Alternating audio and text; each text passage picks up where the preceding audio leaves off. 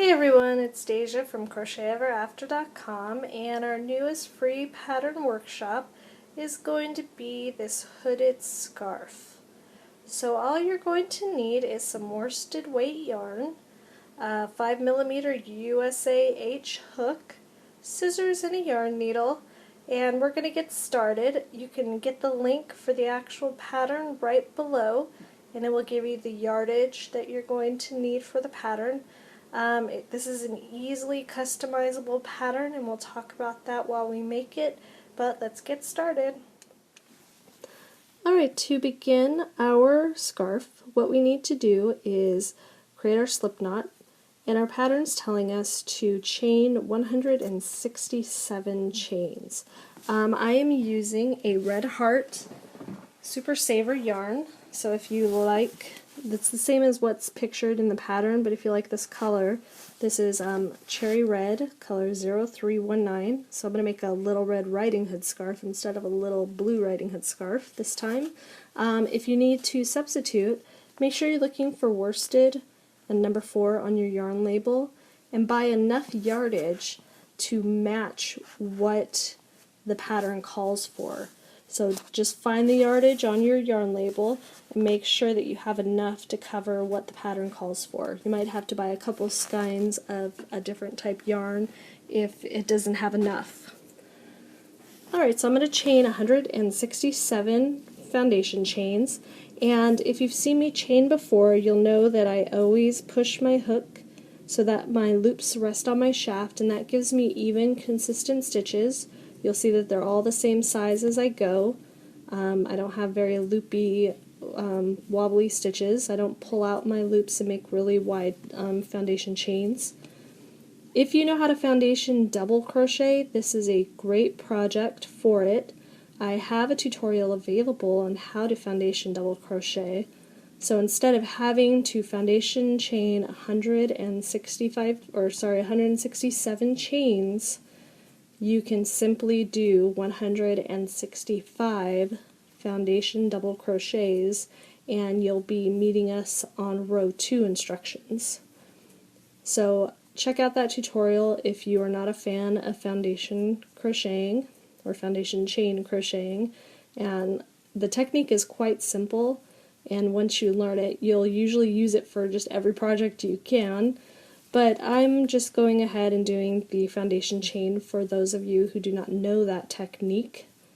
As you can see, I have quite an even chain going on, so if you like that, you can follow these tips.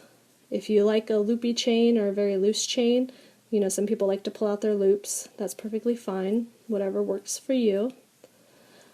What I'm going to do is I'm going to use a stitch marker. Because we have so many foundation chains to use or to make, I'm going to put in a stitch marker about every 40 chains. So that way, and I'm going to pretend that I just did 40. I'm not actually counting right now, so I'm not really that good where I can count and talk at the same time. But I'm pretending that this is my 40th chain. So I'm going to enter this stitch marker. And what that does is, as I work, if I start talking again, or if I'm watching TV or whatever I'm doing, and I'm not really paying attention to my count and I lose count, or maybe my hook falls out or I accidentally pull a loop out, instead of having to start all the way over counting my foundation chain, I just go to my last stitch marker. So if I put one in and I have 40, then I know that I can just count 40 and start counting from there, 41, 42, 43. So if I enter them every 40, and I have 2 stitch markers, I would be at 80, so 80, 81, 82, 83. You can see how they can come in handy when you have a very large foundation chain to make. And I especially like the locking stitch markers because they won't fall out until you're ready to take them out. So I'm going to continue on with my 167 foundation chains, and I will meet up with you at the end of these, where we will begin our first row of our project. Alright, I have finished my 167 chains of my project, and I am now ready to begin the first row of the instructions. And as you can see, I have stitch markers every so often. Now, to begin my project, because I'm working in double crochet, I must skip a few chains at the very beginning of my foundation chain. And for double crochet, you're going to skip 3 chains. And that's just going to create the proper height. So when you actually make your double crochets, they're not going to be squished on the edges of your project. If I didn't put these chain 3s at the beginning of each row, including my foundation chain, my project would be really squished on the ends because it would take a few stitches to get the double crochet to the proper height. So I'm going to skip these first 3 chains, and I just count them as my V's. You can see my letter V's, my stacked letter V's are my chains, and we have 1, 2, and 3. So I'm going to work into my 4th chain from my hook, which is this chain right here. Now to begin my double crochet, I always yarn over first, and then I'm going to insert my hook into this chain. But instead, I like to normally insert my hook into this back loop only. I usually catch just this one loop because it's really fast to work through, and if I'm not concerned about how my edge looks, this is the way I usually go. But this project, because I wanted to make it as simple as possible and not put an edging on it, I am going to work into the bottom bump. And the bottom bump are just these little dashes that you can see that are on the back side of your foundation chain.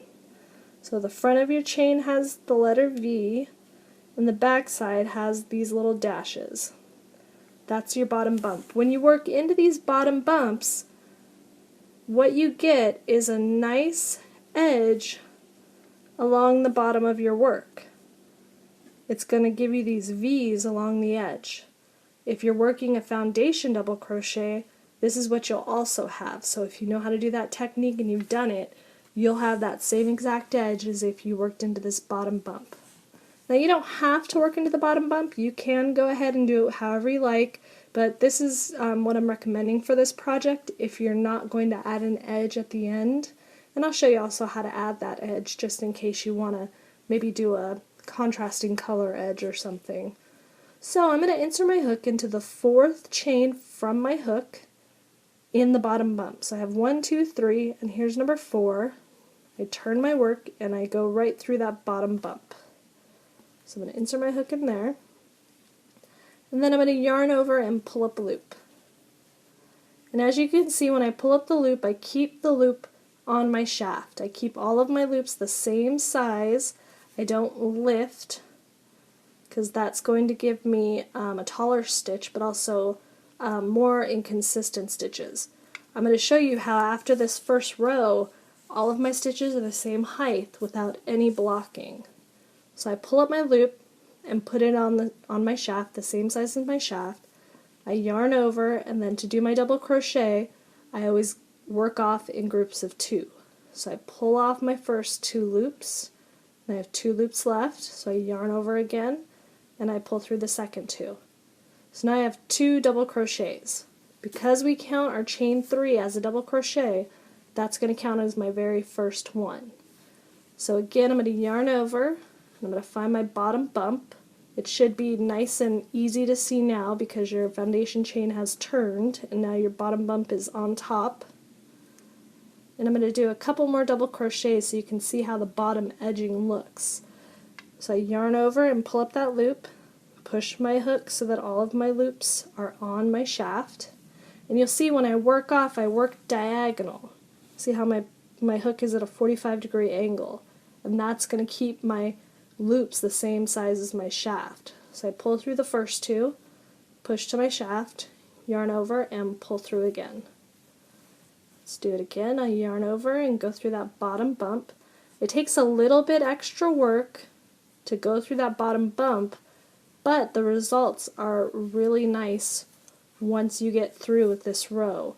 You can see already that I'm getting this nice bottom V chain, and the top is also the same, so when I finish my project I'm going to have the V's on the bottom and the V's on the top, so it's going to be a nice edge that I don't have to do anything to it. So I yarn over again, find the next bottom bump, insert my hook, pull up and go to the shaft, yarn over, pull off, yarn over, and pull off again. And if you notice, if you've never seen any of my other tutorials, if you have a problem where you get stuck pulling your loops through, when you're trying to pull through, you're getting stuck on everything, all you need to do is turn your hook so that it faces straight down, straight at your work, and it's going to slide very easily through any loops on your hook. So always remember, if you're getting stuck, just stop and turn your hook so that it's facing straight down. And pull through and push. And you notice that it's kind of like a rowing motion. I kind of pull down and then I push back up and my hook pops back up again, and that's so that I can grab my next loop. So it's kind of a twisting motion that will become muscle memory after you've crocheted for a while. But if you're new and you find yourself constantly getting stuck on your loops, that little trick, just pointing it straight down, is going to help you get through. So this is a very easy row of double crochet. That's all you're going to do all the way across for 165 double crochets all together, because we skipped those 3 chains in the beginning, but technically one of those, it's counting as double crochet, so we really only skipped 2 technically, which gives us 165 double crochets. And you can see how even all my stitches are. By working on the shaft, I get all even size stitches. So if you have stitches that go up and down all the time and you're not liking the look of them, try keeping all of your loops the same size as your shaft. And you're going to do that by holding good tension with your left hand, or right hand if you're a left-handed crocheter, and keeping those loops the same size. So if you pull up on your hook, if you have good enough tension, it should pull right back down so that it's the same size. And you'll see at the end of this row how even everything is. You won't have to block at all if you work with this method. Blocking still makes it look better, but you won't need to if you don't want to. So I'm going to continue on this row, and I'll meet you at the end of the row so we can turn and begin row 2 instructions.